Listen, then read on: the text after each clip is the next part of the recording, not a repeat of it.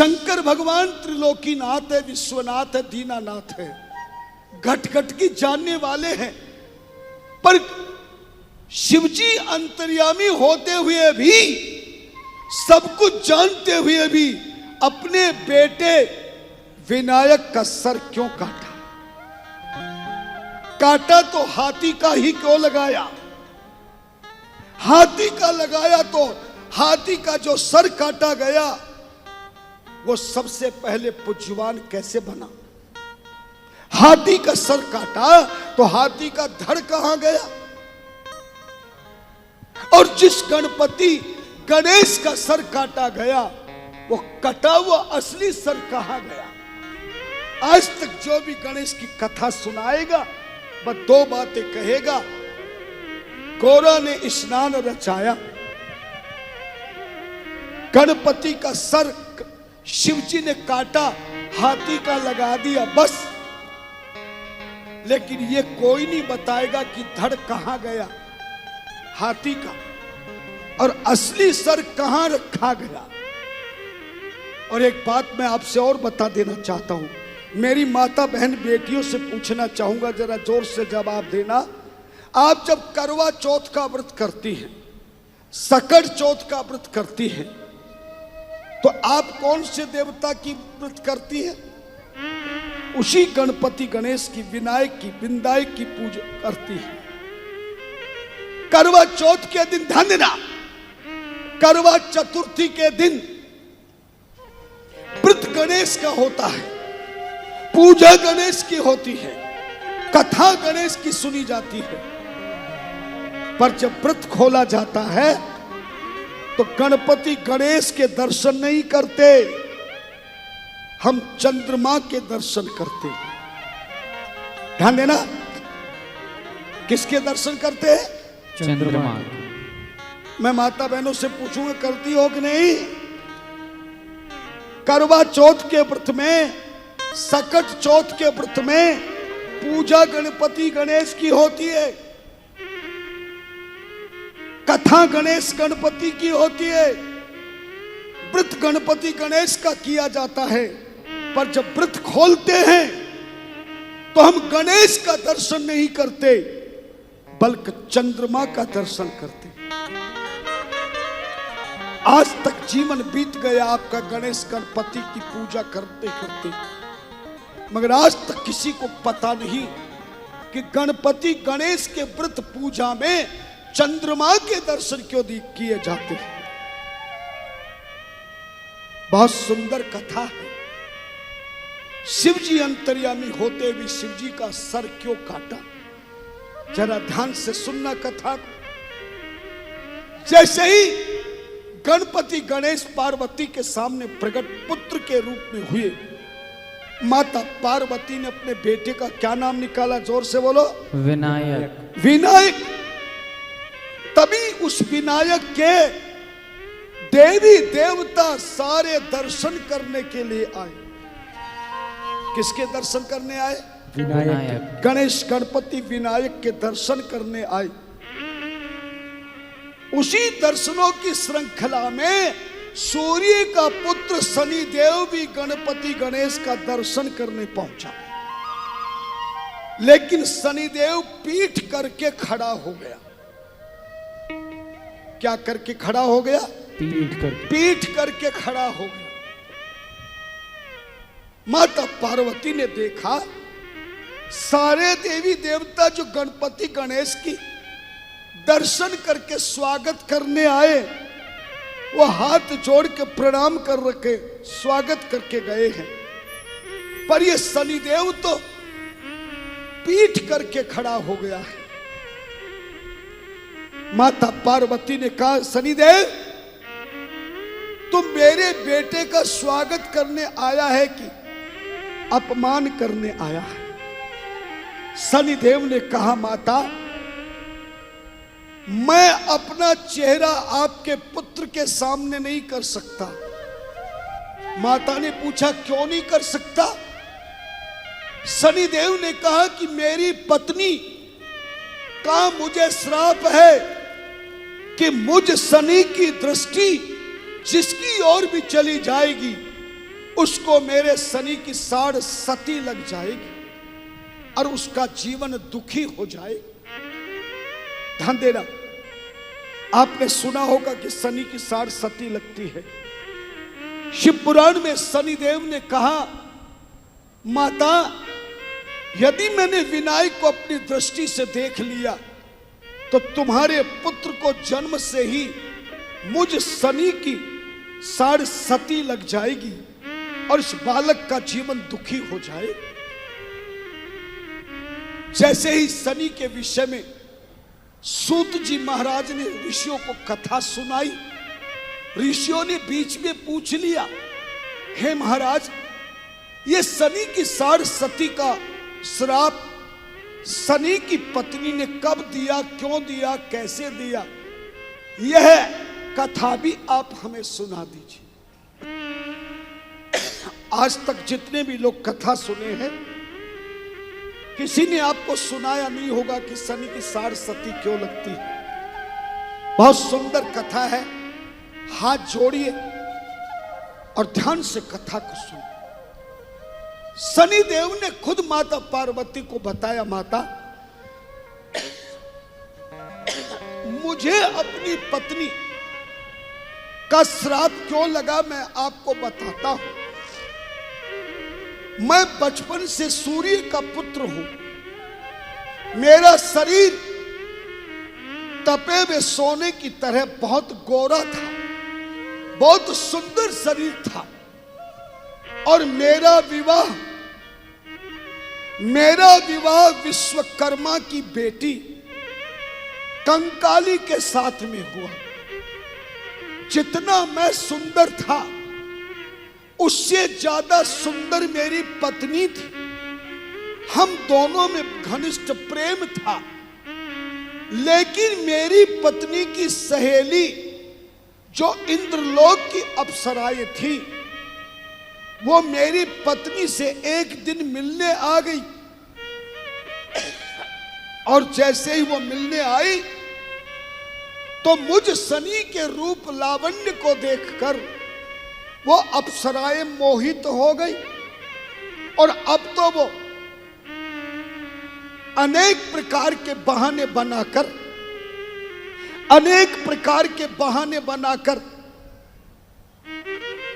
अपनी मेरी पत्नी से मिलने का बहाना बनाती थी, मगर मुझ शनिदेव से मोहित होकर वो ज्यादा मुझसे बात करती थी। मेरी पत्नी कंकाली को यह स्वीकार नहीं हुआ।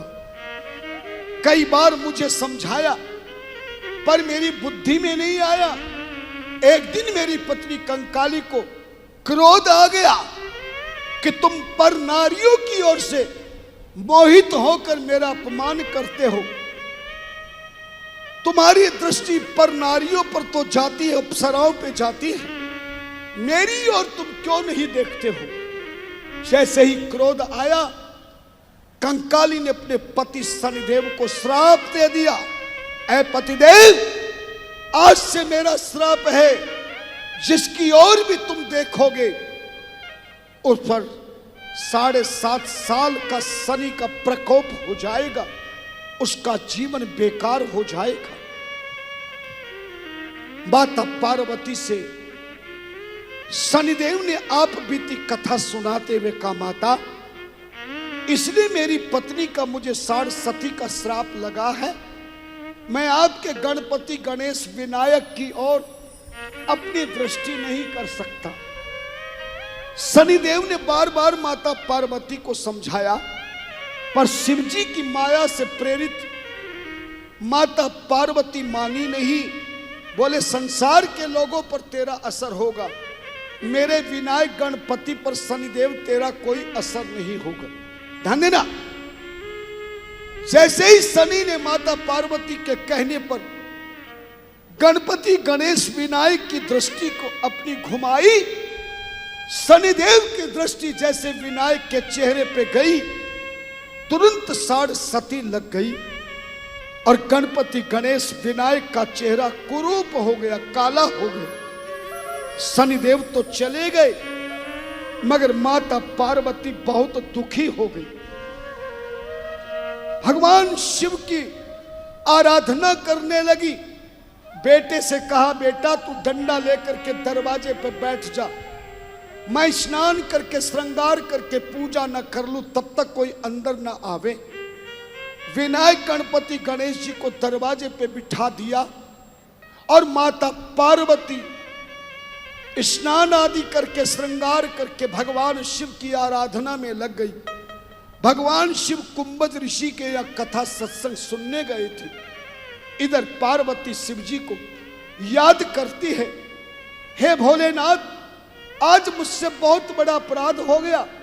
आपने जो वरदान दिया था, मैं बिना गर्भ के धारण किए मैं गणपति गणेश की पूजा के कारण आज उसी गणपति गणेश ने मेरे यहाँ पुत्र के रूप में जन्म लिया है, अवतार लिया है। मैंने उसका नाम विनायक रखा है, पर मेरी बुद्धि के कारण शनिदेव के प्रकोप से मेरे विनायक का चेहरा कुरूप हो गया है। हे भोलेनाथ, यदि मैंने सच्चे मन से आपकी पूजा की है, अगर मैं पतिव्रता हूं, तो हे भोलेनाथ, मेरे इस बेटे का चेहरा शनि के प्रकोप वाले चेहरे को हटाकर इसकी जगह ऐसा चेहरा लगा दीजिए जिसकी देवता, ऋषि, मुनि, योगी, तपस्वी, पंडित, पुजारी, सौभाग्यवती नारियां मेरे गणपति गणेश विनायक के रूप में इसकी रोजाना पूजा करती रही। ध्यान देना, बहुत सुंदर कथा है। माता पार्वती ने प्रार्थना की थी, मानो शिवजी ने माता पार्वती की प्रार्थना को स्वीकार कर लिया और अपनी लीला को प्रारंभ कर दिया। जैसे पूजा संपन्न हुई, भगवान शिव भी कथा सुन के आ गए। कुटिया के अंदर जाने लगे तो बालक को देखा। बालक ने शिव से कहा, तुम कौन हो? इस कुटिया में तुम आगे नहीं जा सकते। मेरी माता इस समय पूजा कर रही है, उनकी आज्ञा के बिना आप आगे नहीं जा सकते, क्योंकि माता ने मुझे आज्ञा दी है, विना मदाज्ञा मत पुत्र नवायान मद ग्रहंतकम कोपि क्वापि हठातात सत्यमे तन्मयोदितम। मेरी माता ने कहा है, कोई भी आए, देवता आए, राक्षस आए, कोई भी आए, जब तक मेरी आज्ञा ना हो किसी को कुटिया में आने नहीं देना। शिव जी बोले, ये कुटिया तो मेरी है। विनायक जी बोले, मैं तो तुम्हें जानता ही नहीं, तुम्हारी कैसे कुटिया होगी? और थोड़ी देर में पिता पुत्र के बीच में क्या शुरू हो गया? झगड़ा। झगड़ा, झगड़े में भी रगड़ा और रगड़ा भी तगड़ा। भगवान शिव ने देखा ये बालक पर तो बड़ी शक्ति। गणपति गणेश ने शिवजी को युद्ध में हरा दिया। याद रखना, जिस बेटे के सर पर मां का हाथ होता है, जिस पुत्र को माता का आशीर्वाद मिल जाता है, संसार में तो क्या, त्रिलोकी में कोई उसे हराने वाला नहीं है। रामायण में कथा सुनी होगी, जब राम जी को वनवास दे दिया गया और कौशल्या से विदा लेने आए, तो माता कौशल्या ने कहा था, अगर तुम्हारे पिता ने तुम्हें जंगल का राज्य दिया है, वनवास दिया है, तो मैं मां हूं, माता के वचन से तू नहीं जाएगा। लेकिन जो भी तुम मात कहो बन जाना, तो कानन सत अवध समाना। बेटा, अगर तुझे माता का आशीर्वाद मिल गया है, तो तेरे लिए वो जंगल भी 100 अयोध्या के समान फलदायी होंगी। माता के आशीर्वाद से भगवान श्री राम ने रावण जैसे राक्षस पर विजय श्री प्राप्त करके अयोध्या का राज्य प्राप्त किया। आज गणपति गणेश पर भी माता का आशीर्वाद है। भगवान शिव ने देखा, तब देवता आ गए, देवताओं से युद्ध हुआ, देवता भी हार गए। अंतिम में भगवान शिव को क्रोध आया, उन्होंने अपने त्रिशूल को आदेश दे दिया, भगवान शिव ने त्रिशूल को आदेश दे दिया, जाओ इस बालक की गर्दन को सर से अलग कर दो। ध्यान देना, शिव की आज्ञा के अनुसार शिव का त्रिशूल ने अपना काम करना प्रारंभ किया और त्रिशूल के माध्यम से गणपति गणेश का सर धड़ से अलग हो गया। और जैसे धड़ अलग हुआ, विनायक ने जोर से आवाज दी, ओ मां, ओ मां। मां मां की आवाज सुन के पार्वती जी अंदर से आई,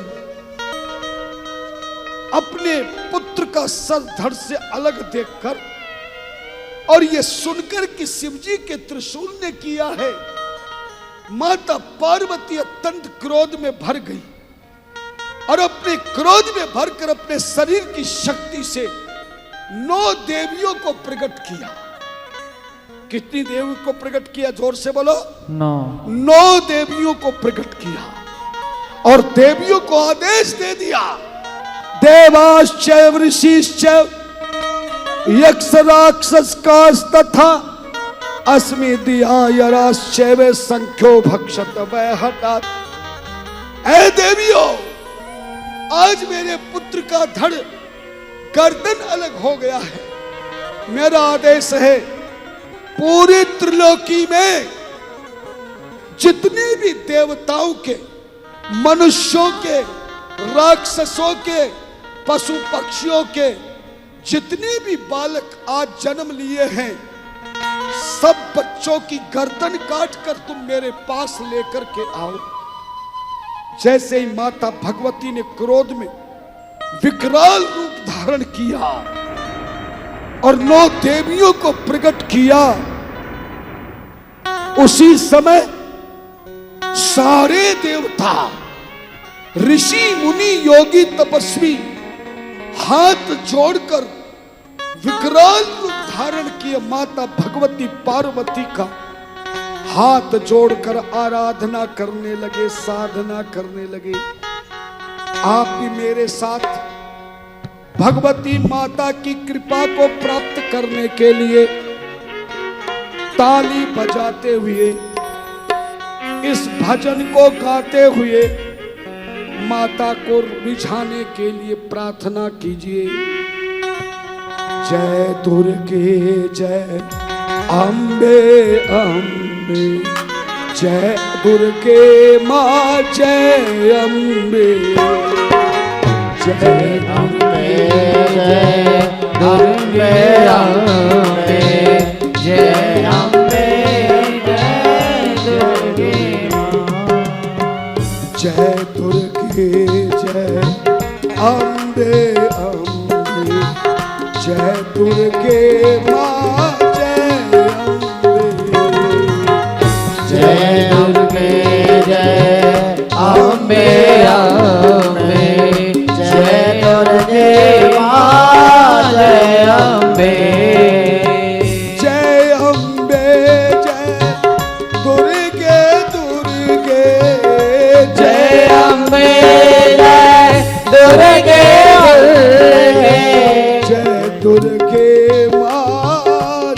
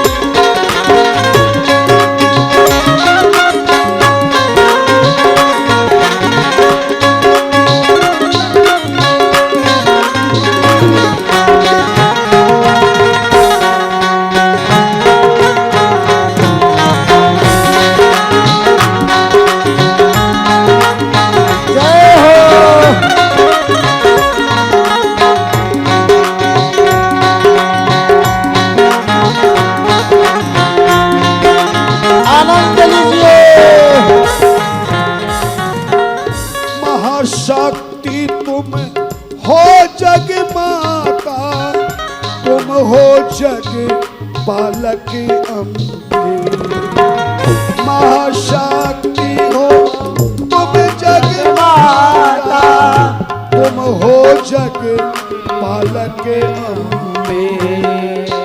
तू सुखदाता भाग्य विधाता, तू सुखदाता भाग्य विधाता, तुम ही मालिक हो अम्बे।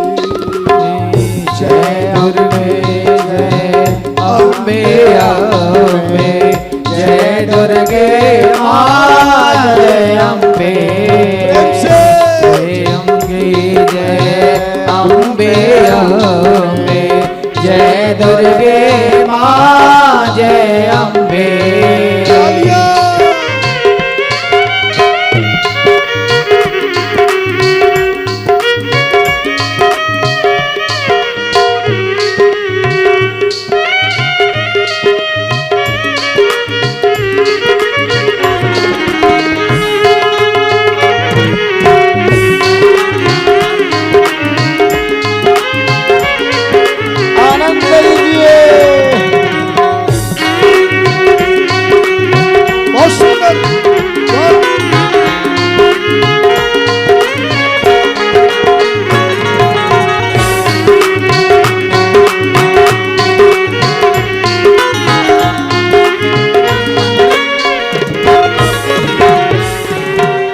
बजती रहनी चाहिए। मां भगवती की प्रार्थना है, तेरी शक्ति सुर मुनि जाने, तुमको ध्यावे सब अम्बे। तेरी भक्ति सुर मुनि जाने, तुमको ध्यावे सब अम्बे। चरण शरण में हम बालक हैं, चरण शरण में दया करो हे मां अम्बे। जय दुर्गे जय अम्बे अम्बे, जय दुर्गे माँ जय अम्बे।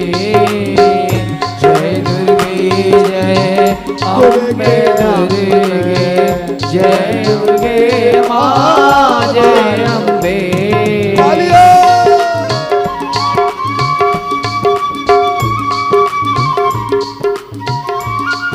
जय हो।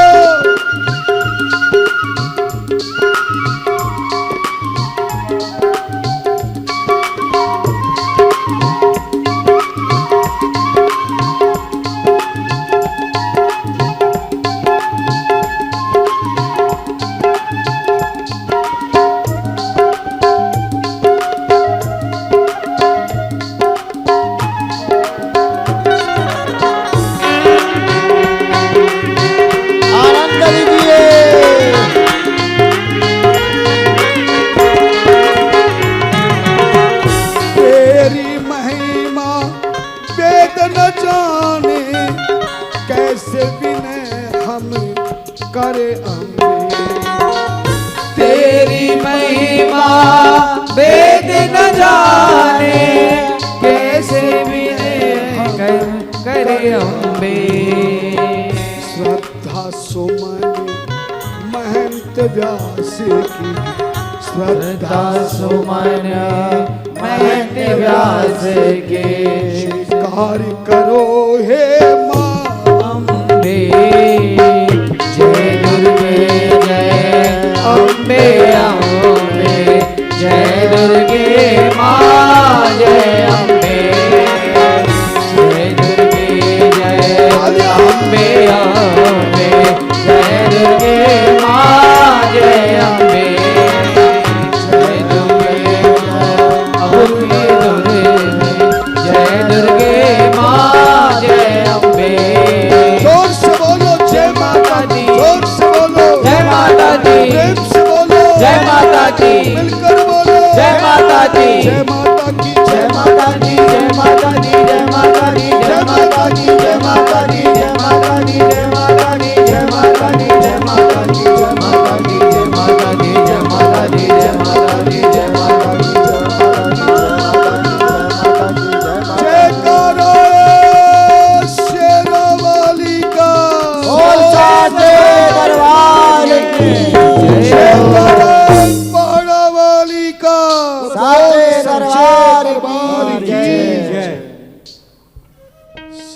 सर्वमंगल मांगल्ये शिवे सर्वार्थसाधिके शरण्ये त्र्यंबके गौरी नारायणे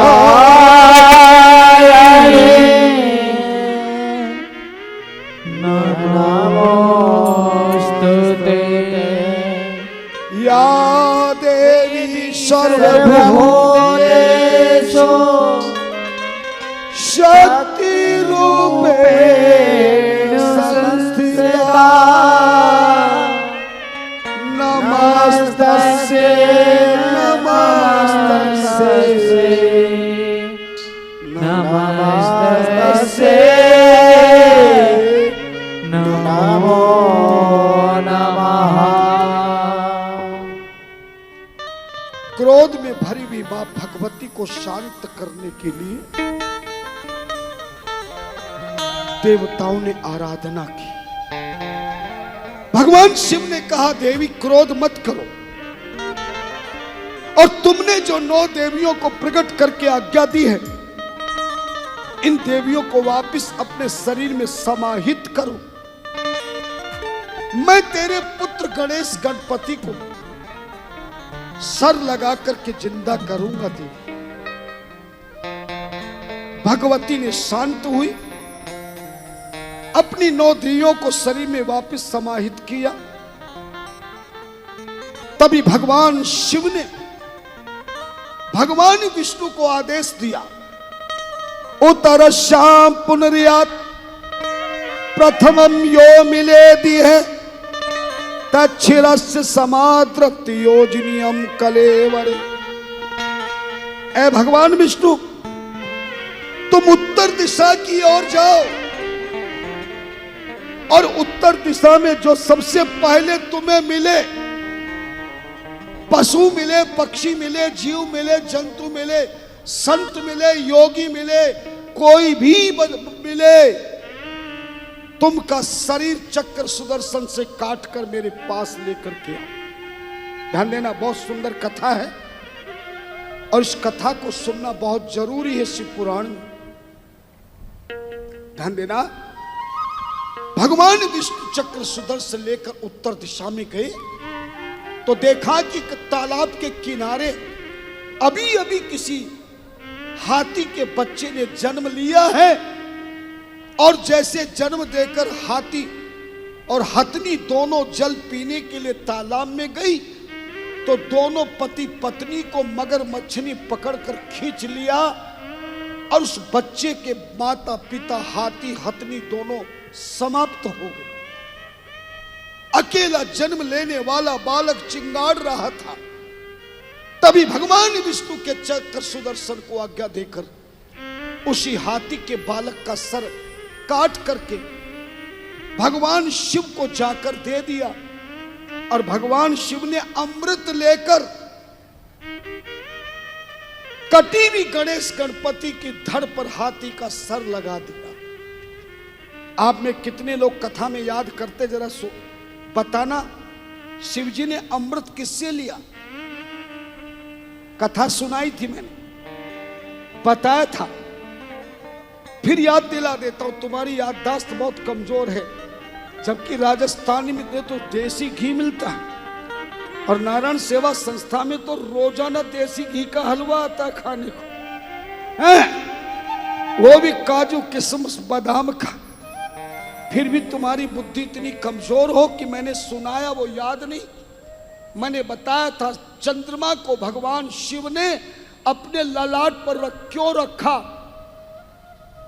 चंद्रमा के वार सोमवार के दिन शिव की पूजा क्यों होती बताया था, और उसी प्रसंग में समझाया था जब चंद्रमा को ललाट पे रखा तो अमृत का कलश चंद्रमा को हमेशा रखने के लिए हाथों में दे दिया, और उसी दिन से चंद्रमा का एक नाम पड़ा सुधाकर।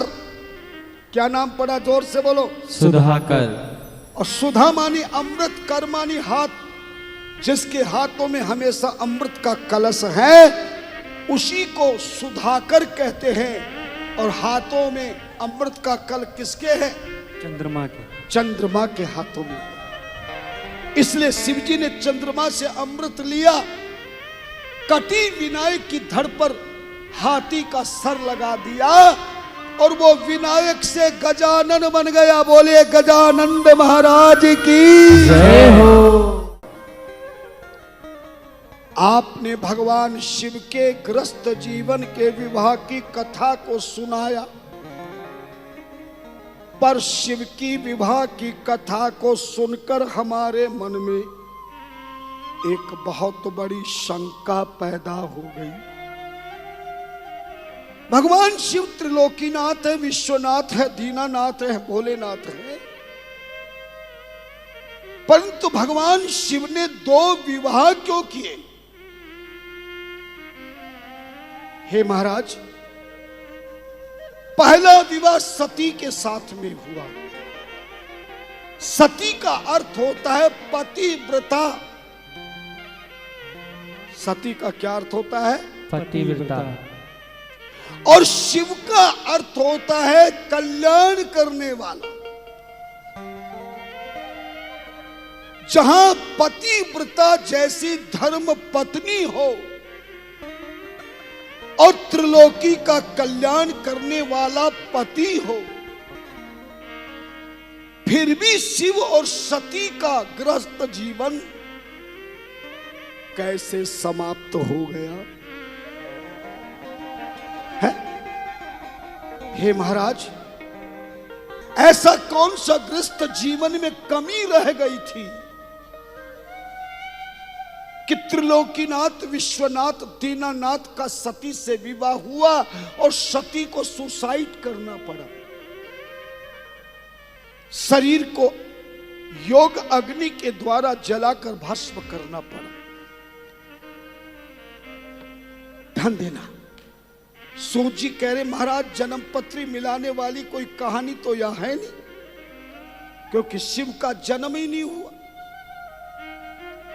अगर आज के जमाने में कभी घर में परेशानी आती है, पति पत्नी में महाराज विवाद, सम्वाद, प्रमाद हो जाता है, कभी झगड़ा होकर रगड़ा हो जाता है, रगड़ा भी जब तगड़ा हो जाता है तो लोग कहते हैं कि आपकी जन्म पत्री नहीं मिलाई होगी, गुण गण नहीं मिले होंगे, तब जाके ऐसा हो गया। यद्यपि ज्योतिष प्रमाणिक है, आज भी जो लोग जन्म पत्री बिना मिलाए विवाह कर देते हैं, वास्तविकता में 98% मैंने प्रत्यक्ष में प्रमाण देखा कि उन लोगों का घर आगे नहीं चल पाता। एक बार मैं टीवी पर सुन रहा था, किसी महाशय ने बहुत बड़े विद्वान संत से कह रहा था कि लोग जन्म पत्रियों के चक्कर में पड़ते हैं। मैंने तो अपने बेटे बहुओं की जन्म पत्री नहीं मिलाई, मैंने अपनी जन्म पत्री नहीं मिलाई, पर मेरा परिवार तो परम सुखी और आनंद में है। यद्यपि वो सनातन धर्म से विलोम नहीं करते थे, किसी अन्य पंथ से विलोम कर रहे थे। तब हमने जवाब दिया कि ये ज्योतिष विज्ञान है, संतों के हृदय का ज्ञान है और ये मानव जीवन का सच्चा प्रमाण है। जो लोग कहते हैं कि ज्योतिष कोई सही नहीं है, धन्यवाद, ज्योतिष को कोई झुटा नहीं सकता है। आज 1 साल पहले पंचांग तैयार करके बता दिया जाता है सूर्य किस समय में उदय होगा, किस समय अस्त होगा, कब ग्रहण पड़ेगा, कब तूफान आएगा, कब आंधी आएगी। यह भी एक विज्ञान है। पर जो सनातन धर्म से विलग रहने वाले, जिनको हम धर्म नहीं कह सकते, वो पंथ हैं, अज्ञानतावश ईश्वर के पिछले जन्मों के दिए पुण्य प्रताप से उन्हें सुंदर घर बार मिल गया, परिवार मिल गया, कारोबार मिल गया, रिश्तेदार मिल गया, तो वो कहते कि ज्योतिष की जन्म पत्री नहीं मिलाई, मेरे बेटे बहू और सब प्रसन्न है। मैं आपको कहना चाहूंगा 2 महीने बाद उसी परिवार से मेरे पास फोन आया। मैंने टीवी में देखा था उसको बोलते हुए, मगर उसी पंथ के अनुयायी जो संत व्यास गद्दी पर बैठे थे वो भी हाँ में हाँ मिला रहे थे। मुझे बड़ा आश्चर्य हो रहा था। शास्त्र कहता है सचिव वैद्य गुरु 3 जो प्रिय बोले भय आस, राज धर्म कर 3 हो ये बेग ही नास। व्यास गद्दी पर बैठने वाला यदि संत गुरु किसी अपने शिष्य या भक्त अगर उसकी अनर्गल बातों को स्वीकार कर ले, वे हाँ में हाँ भरे, तो समझ लेना कि वो बिका हुआ संत है, वो खरीदा हुआ संत है। उसे लगता है कि इसका विपरीत मैंने बोल दिया तो ये मेरी कथा नहीं कराएगा, ये मुझे दक्षिणा नहीं देगा, मेरा सम्मान नहीं कराएगा। उसी व्यक्ति का मेरे पास फोन आया, और उसका तो नहीं आया, उसकी बेटी का फोन आया ससुराल से। जब मैंने पूरा एड्रेस पूछा तो उसने जो नाम बताया, धाम बताया, काम बताया, मैं तुरंत समझ गया। मैंने कहा बेटा तेरे पिताश्री ने अभी पीछे 2 महीने पहले टीवी पे ऐसा बोला था। बोले साहब क्या करे, वो केवल जनता में लाइव चल रहा था तो अपने को दिखाने के लिए बोल रहे थे। आप मुझ पे कृपा करो, मैं बड़ी दुखी हूं, है पति से भी दुखी हूं, परिवार से भी दुखी हूं, कारोबार से भी दुखी हूं, रिश्तेदार से भी दुखी हूं, आहार से दुखी हूं, संस्कार से दुखी हूं, विचार से दुखी हूं। और जैसे ही मैंने अपनी स्वर ज्ञान विद्या से उसे उपाय बताया, 1 महीने के बाद वो देवी स्वयं चल कर के मेरे पास आशीर्वाद लेने के लिए पहुंची। लेकिन यहां भगवान शिव की कथा में कई बार लोगों को शंका होती, महाराज जिसको अपनी जन्म पत्री का जन्म समय ठीक याद नहीं, जिसको अपने समय याद नहीं है, तो कैसे जन्म पत्री मिलेगी। हमारे ज्योतिषाचार्यों ने जिन लोगों की जन्म पत्री का समय मालूम नहीं, स्थान का मालूम नहीं, या जन्म पत्री नहीं बनाई गई, तो हमारे यहां ज्योतिष में दूसरी विद्या दी है जिसको अंक विद्या कहा जाता है। ऐसे व्यक्तियों की अंक विद्या से भी जन्म पत्री तैयार हो जाती है। धन्यवाद। हालांकि मैंने तो ज्यादा ज्योतिष नहीं सीखा, 1970 से लेकर के 75 से तक ज्योतिष तो सीखा, पर आधुनिक जो कंप्यूटराइज ज्योतिष शास्त्र है वो चला नहीं था। तब मैंने अपने ज्येष्ठ पुत्र, मेरे श्री राम मंदिर आश्रम के पीठाधीश्वर के उत्तराधिकारी आचार्य शशिकांत वशिष्ठ जी को मैंने कहा, जो काम मैं नहीं कर सका वो तुम्हें करना होगा। उन्होंने 7 वर्षों का घोर तप किया। ज्योतिष, वास्तु, अंक विद्या, हस्तरेखा, कर्म कांड जैसे ज्ञान को प्राप्त करके जब वो आए तो हमने कई प्रश्न उनसे किए। उन्होंने कहा कि ज्योतिष में प्रमाणिक है। 2-3 बार हमने उनसे पूछा, उन्होंने कहा कि इस समय में ये काम आपका होगा, और हुआ। इसको ज्योतिष कहते हैं। हां, ज्योतिष बताने वाले में अगर कमजोरी है, या ज्योतिष का प्रमाण सुनने वाले में कमजोरी है, तो भले इस शास्त्र विद्या को बदनाम किया जा सकता है। आज भी वो पूरे भारत में प्रकांड ज्योतिषाचार्य, वास्तु विज्ञान और शिव महापुराण के परम ज्ञाता बनकर आज भी हमारा नाम रोशन कर रहे, सनातन धर्म का प्रचार कर रहे। ध्यान देना, ज्योतिष कभी झूठा नहीं हो सकता। केवल धर्म के रूप में ज्योतिष को मत देखो, ज्योतिष भी एक विज्ञान है। हमारा पूरा विज्ञान भी, विज्ञानी भी, ज्ञानी विज्ञानी और जिनको साइंस कहा जाता है, उनसे भी मेरी कई बार इस विषय पर बातचीत हुई। वो लोग भी उसको मानते